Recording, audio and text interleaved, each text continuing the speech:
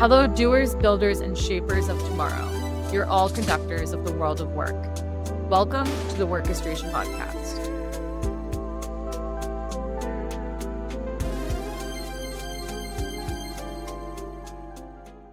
I'm thrilled to welcome today's guest to our first episode of this season, David Evans. David is the founder of ArcSyne and spent 25 years in B2B information services as a builder of innovative content, data and analytics business. He's a senior alumnus of Corporate Executive Board, CoStar, and the White House, and the most recently left Collage Group, where he was the chief insight officer to start the ArcSyne, an innovative native AI forecasting product for use by strategists, planners, risks analysts, investors, and anyone concerned about the massive increase in macro uncertainty faced by businesses around the world. So we will spend the next up to an hour talking to David about everything he's doing, about ArcSyne, about his perspective, not only as a founder, but also as somebody who's tracking scenarios. And maybe we'll get some insights that we can bet on this year. So, Donna, let's get this started. Let's dive in. Thank you again, David, for joining us. We're very excited for the conversation. Sure. Yeah, thank you again. So you spent a decade at the Corporate Executive Board, and then you moved to the Executive Office of the President. What pulled you into government, and what did you learn about strategic planning at that level? Interesting question. So the moving into government was really a product of both decision and accident. So the accident, first of all, was that the Great Recession hit, and the Corporate Executive Board, unfortunately, had a massive impact on the revenue of the business. And I was part of the 20% of the company that unfortunately had a reduction in force. I was in the market at that point, and there was some very exciting opportunities to bring in some of the thinking from Corporate Executive Board into the government. It turned out that one of the co-founders and folks who was instrumental in developing and taking to market the Corporate Executive Board was a guy named Jeff Zients, who was most recently the chief of staff under Biden. And he was the associate director, I forget the title exactly, but one of the two people at the second tier in Office of Management and Budget. And it turned out there was a mini CEB, mini Corporate Executive Board in government. And of course, your listeners won't know what CEB is, but CEB was basically a set of membership organizations that served the top executives in a range of different corporate functions and very much focused on the world's most preeminent large organizations, mostly companies, but a few major government agencies, a few major NGOs as well. So this would be like a club for CFOs, a club for chief sales officers, a club for heads of R&D. And the idea was best practices sharing. And the Corporate Executive Board had innovated a process to essentially create a highly standardized set of work processes. You might call them, in the current parlance, chains of reasoning, before chains of reasoning were cool in the AI world. We created manual chains of reasoning to create extremely easy to repeat processes that would generate this amazing best practices research. Easy to repeat, meaning there was a method, hard to do, was very demanding to do it. And it turned out that Jeff, when he came into the government, discovered that he was the titular chair of 5 little forums for the heads of various functions in the government agencies. And so there are a huge number of government agencies, and 24 of them are actually big enough to really command their own CFOs and chief procurement officers and CIOs. And so he detailed in a number of people to come in and help run those and put them on a more stable footing, because it was managed on an odd sort of way, like a mandate from Congress to do this in some respects. Some things were just tradition, but there was a desire to formalize them. And so I came in and I created the Office of Executive Councils in the Government Services Administration that often provides support to the Office of Management and Budget. And that group then had a formal funding mechanism and a formal staffing mechanism that hadn't existed before, that enabled these best practices sharing groups for the heads of these different functions in the agencies to get together and be supported, as opposed to the kind of ad hoc approach that had happened historically. Super fascinating. As Stella mentioned in your bio, you've done like a plethora and diverse areas of work. You've scaled insights functions 3 times over: CoStar, Cushman and Wakefield, and Collage Group. So what do you find, not speaking to them specifically, but in the industry, where do you find that strategic planning people struggle with fixing? This is an interesting one. So from the client side, strategic planning, typically when we ran a strategy practice at CEB, and I oversee it for a couple of years, in fact, strategic planning, we divided it. We realized we had 3 constituencies inside of it. One of them was the deal makers, people who basically are looking for deals. This is M&A related. The other one are process folks who are there to manage the different teams and different business units and get them to work in a harmonized way and kind of roll up something that gets into an executive committee that reflects, okay, here's how the different business units are building a plan, and it enables a top-down, bottom-up approach. And then the third one are these sort of visionary genius strategists that are very rare. In fact, there were the 600 or so strategic chief strategy officers or similarly titled people at CEB. We think only about 50 were actually true strategists. And they were those who really had the ear of the CEO and the board and so on, and could understand a vision for how the company might evolve into the future. The problem, I guess, is that you have to understand the problems with respect to those 3 constituencies. But ultimately, one of the challenges with strategic planning is that it's very hard to make it a really stable function. The M&A side certainly is works for companies that have a strong inorganic growth strategy or general approach to growing the business. They need to acquire. Strategists will certainly be involved in that kind of M&A pipeline kind of work and building out the rationale for what acquisitions make the most sense and what the pipeline should look like. Process people tend to come and go. It's a function that does not have a lot of inherent stability because it doesn't really own something. It's a glue that gets put in sometimes, and then it can be de-staffed fairly easily. So people can get rotated out of that function, or it's just simply eliminated. And so that's a challenge. I think, putting aside the strategy geniuses who in the tiny minority, the challenges are basically that the M&A approach probably will have all kinds of different manifestations. Are you going for a diversified strategy of what you're buying, or are you trying to just buy the same thing over and over again and roll something up? I won't really speak to that so much, but I will speak to the challenges of running a strategy process discipline.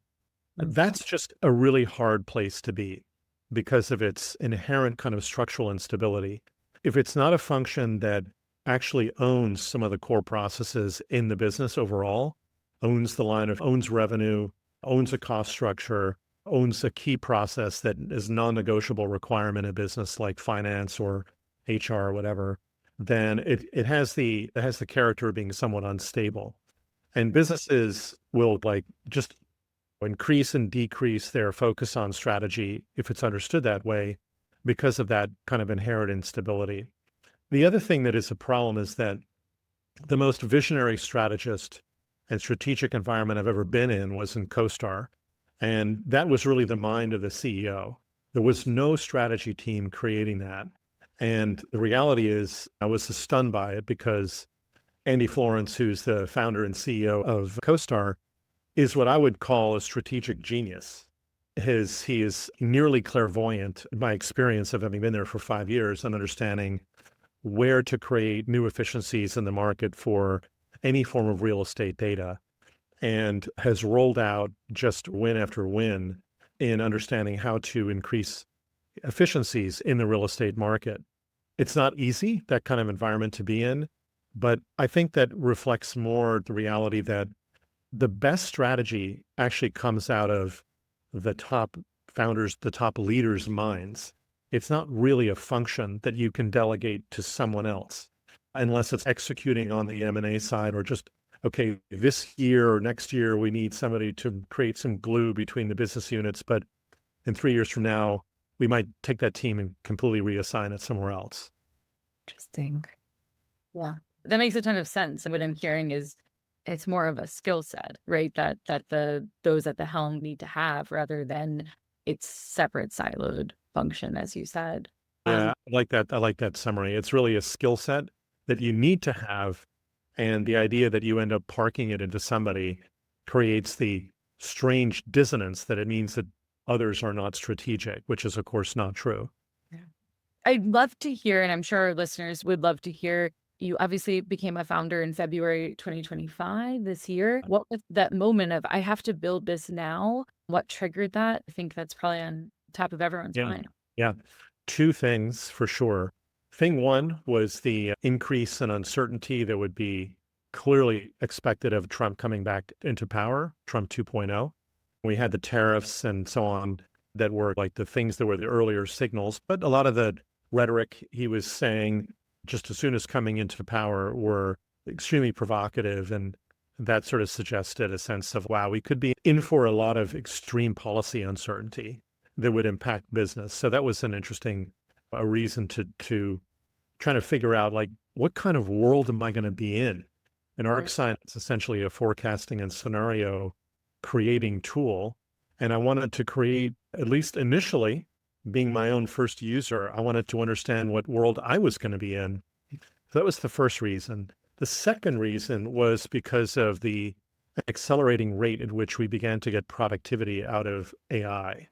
And when I was in my prior company, the Collage Group, I was working quite a bit with AI, and I began to realize that it was just improving its own performance. And also, I was understanding how to use it in a different way. It took me a while to really understand how to use it. Yeah, you can get in and chat, and it's perfectly fine to ask a couple of questions and whatever. But actually, I realized that if I could orchestrate chats the right way, I essentially would be generating like 10 round the clock PhDs who work at 4 times the rate of a normal human and would end up being able to basically create a process and co-create a process with AI that would enable me to help answer the questions that I had about what the world was going to look like without having to hire 10 people. That was the opportunity. So huge productivity increase from AI. And then I think a really urgent occasion, which is, how do we decipher a world that looks so much more uncertain than it did in prior periods of time? Can't wait to dive into ArcSyne exactly and how you build it, because when you and I were catching up, I was like, wow, this is the perfect example of how AI can amplify the capabilities not only of a deep domain expertise, but also somebody with those strategic perspectives and sometimes clairvoyance into where the world is going. But let's start from the top. We talk about scenario. You mentioned a couple of keywords here and there, signals and scenarios, and educate our audience. What is scenario planning, what it does, and why it matters now more than ever? Yeah. I think when people think of scenarios, in fact, it has two meanings, and it's tricky. We need to disentangle them. So when you think scenario planning, we tend to think of, going back to Shell Oil and some experiments done in the late 70s even.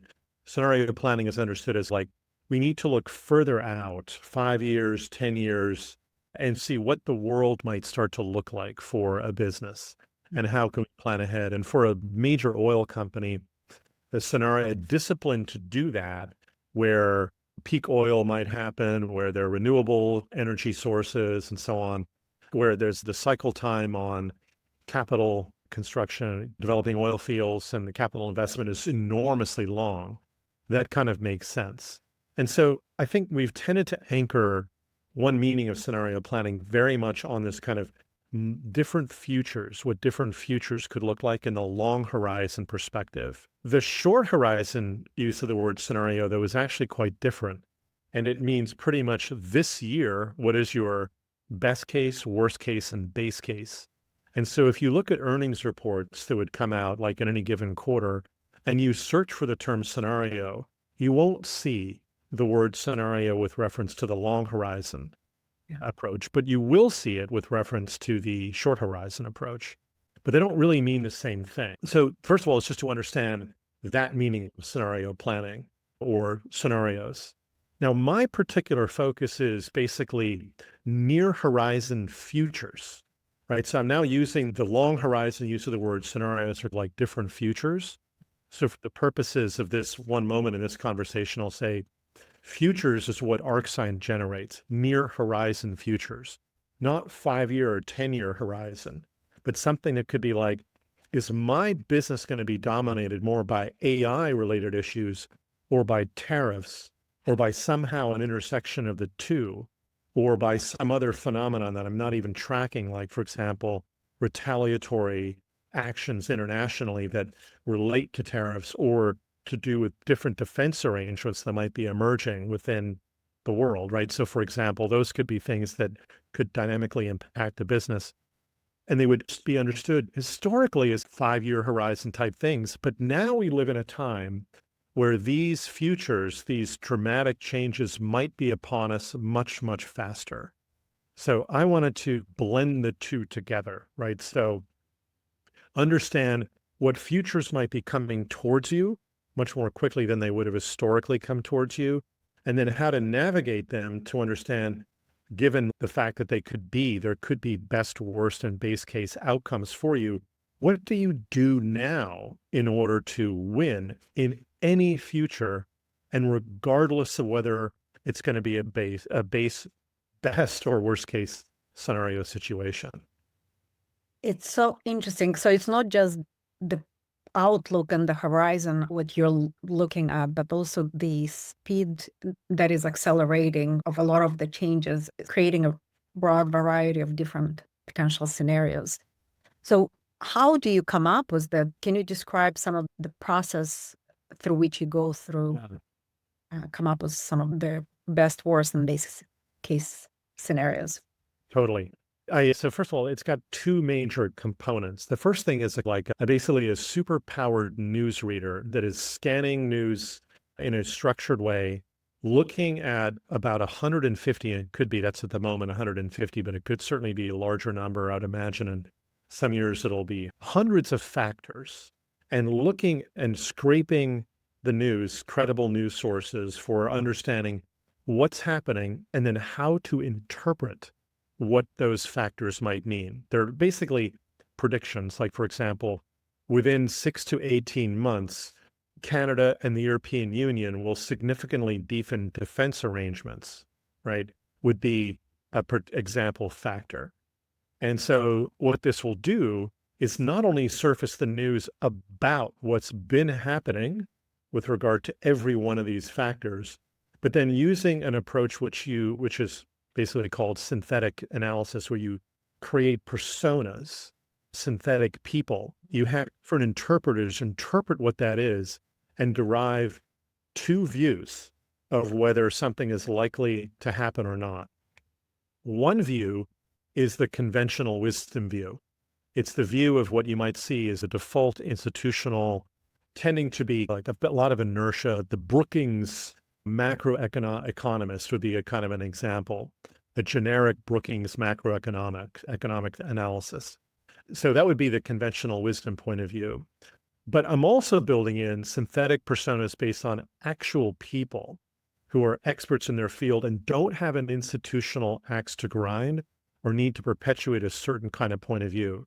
They create two different interpretations of those futures. And then you, as the human decision maker, can decide how to react to them. And that's about 150 macro factors. And then for a given client, I'd create 30 unique factors for that client. So that overall is the first type of analysis. So it's like, I'm confused. Every day is different. Every hour is different. On Friday, just this past Friday, we had back to 100% tariffs on China kind of reaction. Market melts down 3%. You never know what's going to happen now. And all these things might be connected in some way, right? You can't just see things in a silo. So the first big thing is, how do I boil the universe to understand what might happen or not and create probabilities of what might happen? But that's not all. The second big thing is then understanding how these different factors, of which there are now, say, 200 for a given company, 150 macro factors and the remainder for that company specifically. Now you can see, using AI, how they relate to one another in ways the human mind cannot see. The power of a neural network with an LLM is they can detect patterns we are not able to detect, and then actually argue for their presence, which of course we can approve or disagree with, but it can actually see and propose them. And so then what ArcSyne does is it generates scenarios around what might happen in the next 6 to 18 months, typically 3 to 5 major sort of scenario pictures, and assigns them probabilities.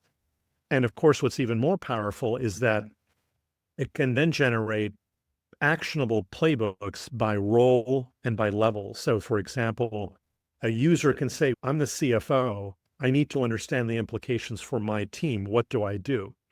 Or the CEO can say, I need to understand the implications for the 5 major functional departments in my business. Now, how do we get on the same page? And how do we figure out, and this is the most important thing perhaps of all, what are the few things we can do that will work in any scenario?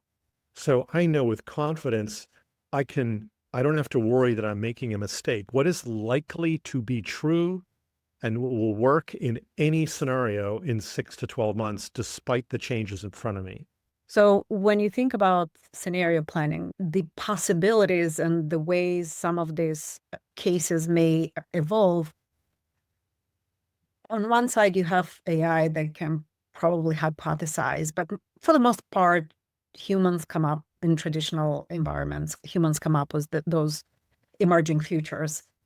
We tend to usually reverse to the most recent world and kind of anticipate what the world might look like based on what we know of or what we lived through. So our own worldview, our own lived experience would shape, for the most part, possibilities. Yep. Do you think that also should be scrapped given what we're experiencing at the moment in the world? And we need to pick up some either new or a much older set of possibilities to integrate into what we're anticipating. Yeah. Yeah. So I think, Stella, what you're getting at is this is the reason why I built ArcSyne, is really to overcome the phenomenon of being blind to how the world is really working and how things might really be changing.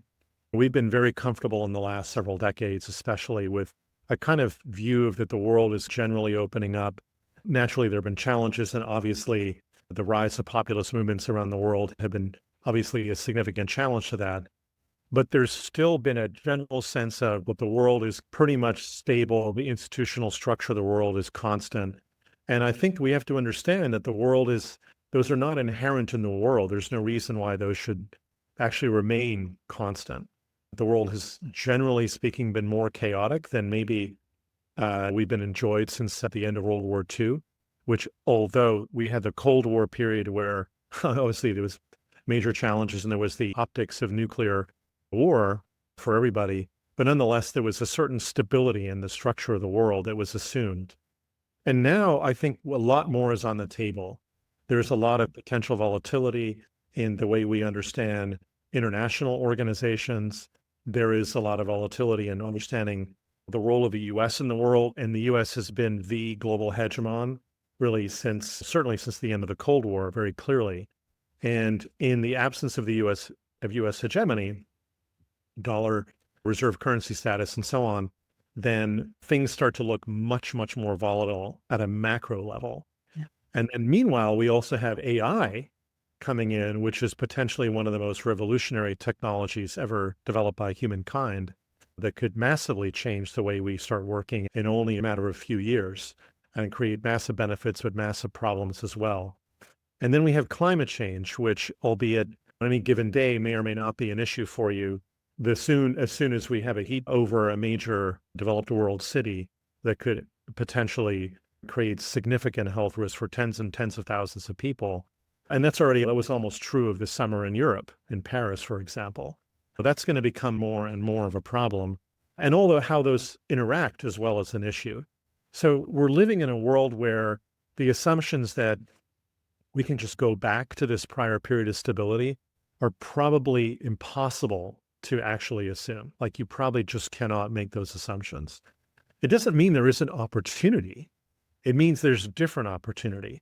It doesn't mean everything is bad. It means there's different ways of winning and different ways of losing. Unfortunately, losing is going to happen too.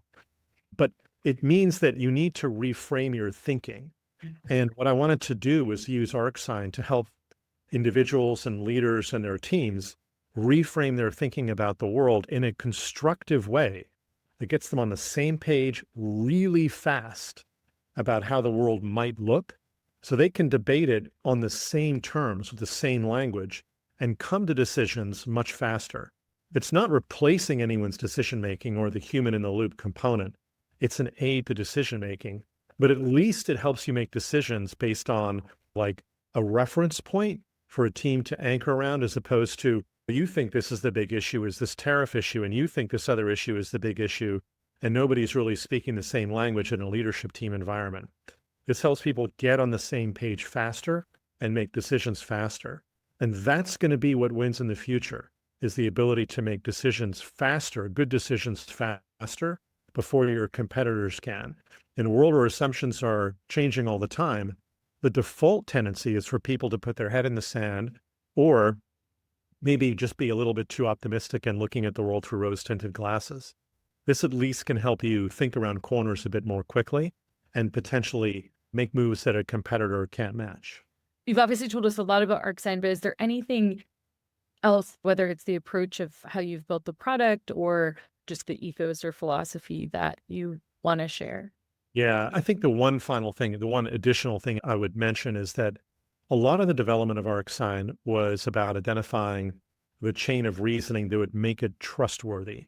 And trust is a major issue with AI. How do I trust it's gonna, we don't really know why AI comes up with the answers that it does. We don't know how these equations that are relatively simple and cited, but are being constructed and calculated at vast scale, we don't really know how they work or why they work the way they do.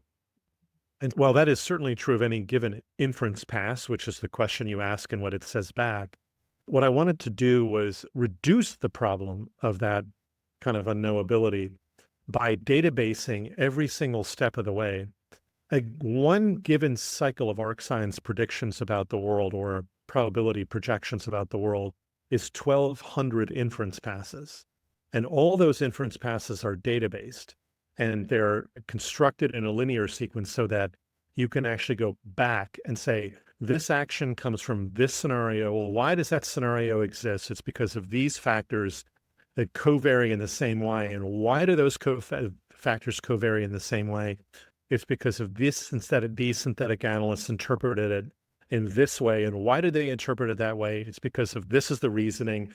And so it goes all the way back to the original source of news, and you can trace it, right? So you could query it and you can audit it at any point. It's crucial to be high trust with this type of approach, and not like just leave it to the magic of an AI and its fantastic ability to produce things that look authoritative. You have to know why it's doing what it's doing. So the other thing about, just as a general rule, is I would make about how it is that these kinds of wrapper AIs, and this is in the category, what's called a wrapper AI, something built on top of a foundational model. The reason why they work and they'll be successful when it's possible for the user to really interrogate them to understand why they're making the decisions they make. And ultimately that gives the user the confidence to make the right decision. The AI is not going to make it for you. You have to make the decision yourself, but you want it to be an informed decision. You want to have the best way of understanding, this is why it's saying what it did. I disagree still. That's fine. It's better than nothing if you have that chain of reasoning, and it's a high trust process to get there. How do you see these type of tools becoming effective? Because right now there's a lot of trust put in these models, and the fact that you can give somebody with very limited experience the superpower and they will be able to solve a lot of big problems. Do you agree with that? Or do you think that's ways and years ahead?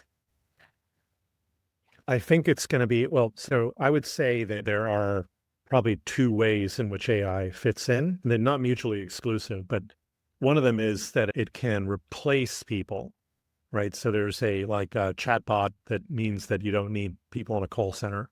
to do certain things. So that's a basic example. And of course, those have been around for longer than we've had LLMs.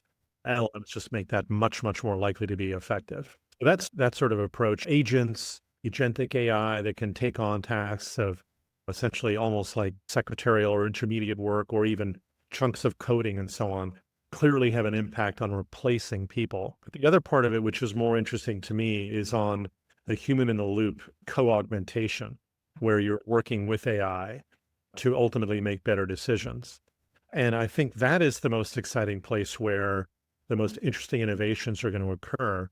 There's a kind of like a productivity limit, lower bound. You can just eventually, okay, we cut out all the people. So that's sort of it. And now the AIs are working like people, and they're maybe working faster and so on. But the brilliant strategy shift that might occur, I'm going to be guessing in the future, is likely to come from the combination of leadership teams' use of AI and the fact that they've figured out a way to work with AI with human in a loop, where the dynamic, continuously reinvented and reimagined form of heuristic human expertise that is not yet part of the training model is being combined with AI's ability to access all of human knowledge that has been documented, but it's not all of human knowledge, period, or as a whole. It's all of the human knowledge that's been documented. The humans are still coming to the table with the heuristics and the dynamic, unwritten knowledge that comes from experience. Getting those things to combine in some constructive way strikes me as being a huge opportunity. And I would imagine that the most exciting ways forward would be like, this is why I wanted to build ArcSyne the way I did, is to help senior decision makers make better decisions, not replace them, and not focus on the wins of improving productivity by reducing the number of headcount you have in your client services function. That's certainly something that you can do as a business. So there are other issues around the labor force and humans and so on, and what happens to those workers. But from the purely like business calculus standpoint, that's all fine. But the real opportunity strikes me as the incredible changes and improvements in the quality decision-making when you combine those human heuristics with AI's ability to access all of documented human knowledge at once. That's where I think the excitement is. You're really bringing a democratization of the decision-making that previously involved a lot of really smart people who would work with the senior leadership to help them make some of these decisions. Now you can have a tool.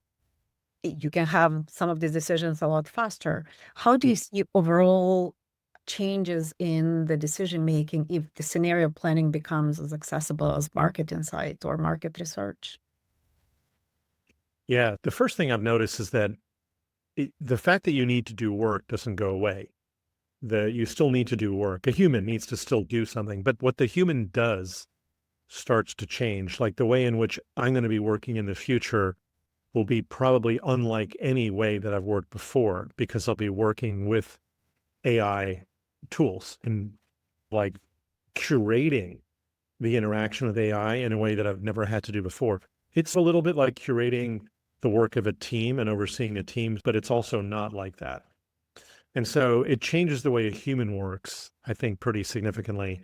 I would say that when it comes to democratizing scenario planning and making it as accessible as market research, I think that is potentially a kind of two-edged sword. Like we want to make sure that it's not every day you wake up and you go, oh my God, I got 3 new scenarios I got to deal with. No, you like that. You can't have, that's just too unstable.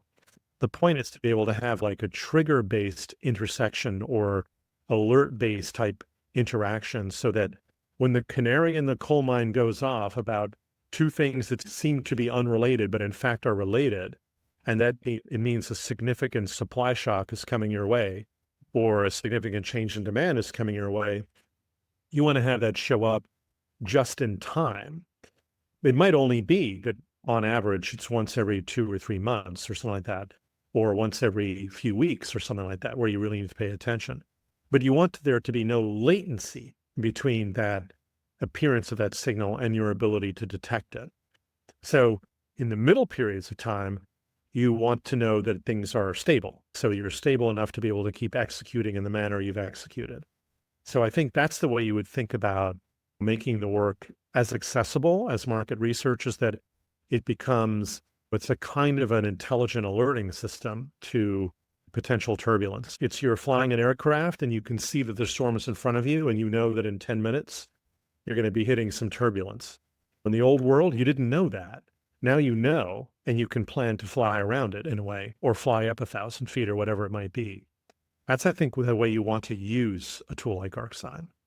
I think the only kind of concern I have is when some of the indicators and data that we've been so reliant on can no longer necessarily either be accessed just because there's no collection, especially I'm referring to some of the labor market data, the BLS data, that either comes with delays or it's not as reliable as before, or we are cutting workforce that produces that. So to me, it's like some of the reliable signals that we were expecting the government to provide may no longer be reliable. So I don't know if there is a role for the public sector or there's different ways of finding these signals in order to make reliable decisions.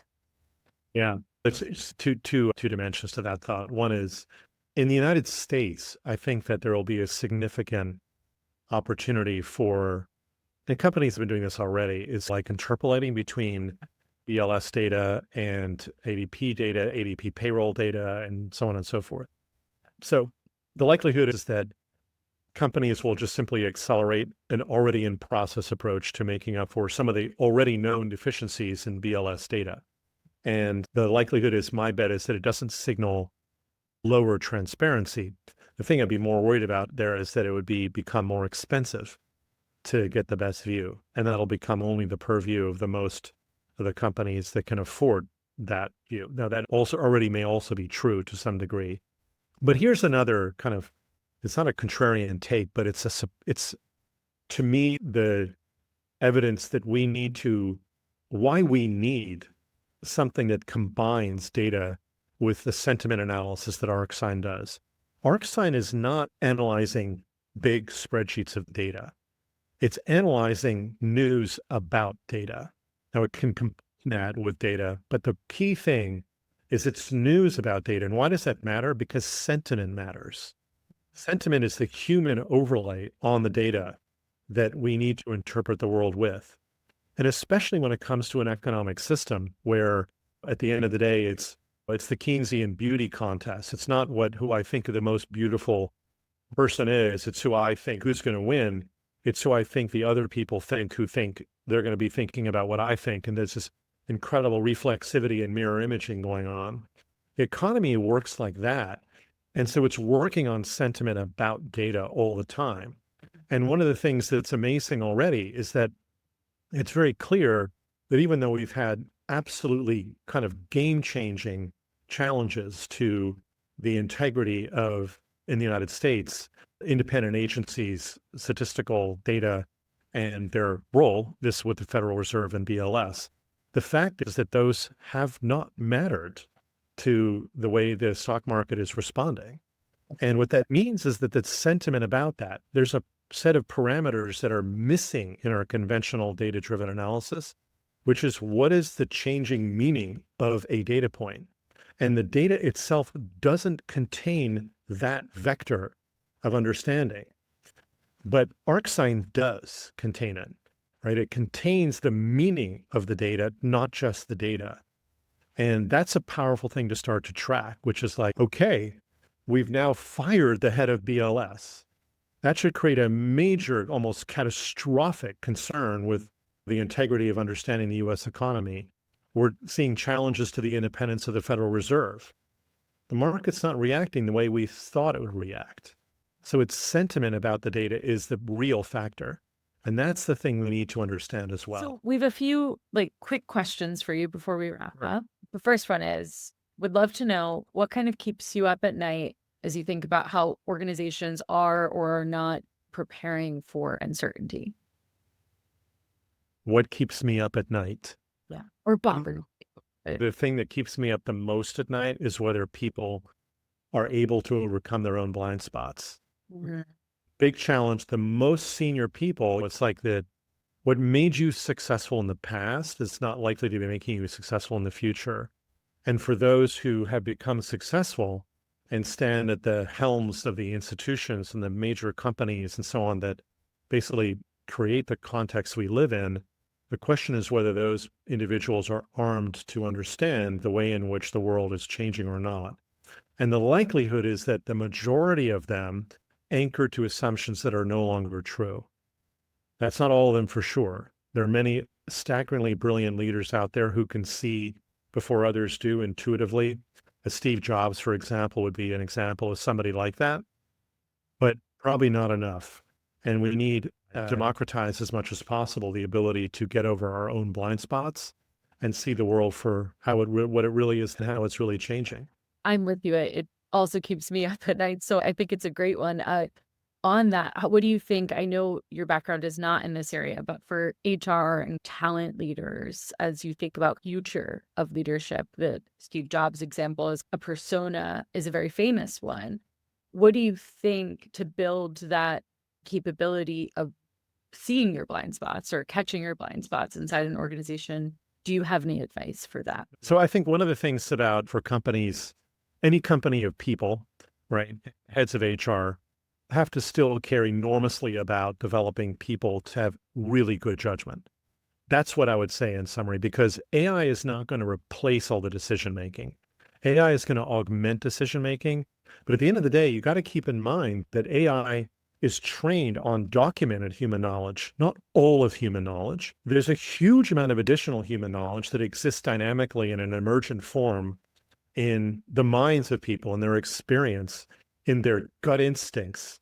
And gut instincts really matter. And that's not documented and may never be documentable. So that has to be developed and preserved in companies still, is how do you do that? It's a big concern. Like my friends in the legal space, they say, we're getting like Harvey, this new amazing wrapper AI that kind of helps with like replacing junior legal staff and paralegals. And they're worried. It's like in the future, I don't need as many junior staff anymore. So now there are going to have to be any lawyers coming in and getting experience. And then all the senior partners are going to retire. And then there's not going to be a law firm left. Because in fact, the AIs can't run it on their own. They don't have the human experience and judgment to actually interact in the world dynamically. They have the history of human documentation, just the documents, but not the experience. And so for heads of HR, it's got to be up to the heads of HR to keep reminding the leadership in the company that you need to have people learning how to have good judgment to work with AI. No matter how advanced the AI becomes, that human experience is never going to be part of the training set. And so AI can't replace it because it's not there. So how are you going to develop the people to actually have the expert judgment still? Think about what that means. And that's what I think HR has to answer, is developing that, continuing to develop the pipeline of expert human participants and how a company can grow and be led. Yeah, it's a common theme that Stella and I discuss. It's very popular right now in academia, of thinking about talent pipelining and what will happen inside organizations, exactly to the example you just gave with a law firm. But you could really apply that anywhere. And when you augment the tasks, that is the opportunity where young talent or just someone entering, let's say, that field is able to observe, learn, and then they're able to gather judgment. But if we cut that out, how do you leapfrog so that people can still have lengthy or even portfolio careers? So it's a great point. Last quick question, and then we'll wrap up. Sure. We say something called team human versus team machine, just to, depending on the week, looking at who we're rooting for. So we'd love to know, who are you rooting for right now? I don't see this as a game between these two teams. This is a game where both teams are playing on the same side. David, where can people find you, where they can find more about ArcSyne and what's next for the platform? Sure. So ArcSyne is ArcSyne.com. And you can find me on LinkedIn. David Evans ArcSyne would be the best way to find my name. Definitely make a connection. Friend me and engage if you'd like to learn more about what ArcSyne can offer you, or if you just want to chat, happy to do that too. What's next for ArcSyne is to continue to prove out the business cases with the small number of clients I'm working with now, and continue to grow and develop the platform. David, this was wonderful. Thank you so much for tonight. It's tonight already. It is the night. It's dark outside for those of you who are watching this on the video. So thank you for your time, for kicking our season 2. Thank you, David. Great to meet you guys, and a great pleasure and honor to be here. Thank you. Thanks, Workestrators. That's your sheet music. Now go orchestrate. You've been listening to Workestration, hosted by Donna Scarola and Stella Lupashor. Music by Philip Vizitiu. Everything else we're doing ourselves because someone has to walk the talk on lean operations. Find show notes at workestration.ai. Follow us on LinkedIn, subscribe wherever you get your podcasts. If this episode sparked something, leave a review or share it with someone trying to solve the same problem. Want to be a guest? Book time at workestration.ai. Thank you for listening.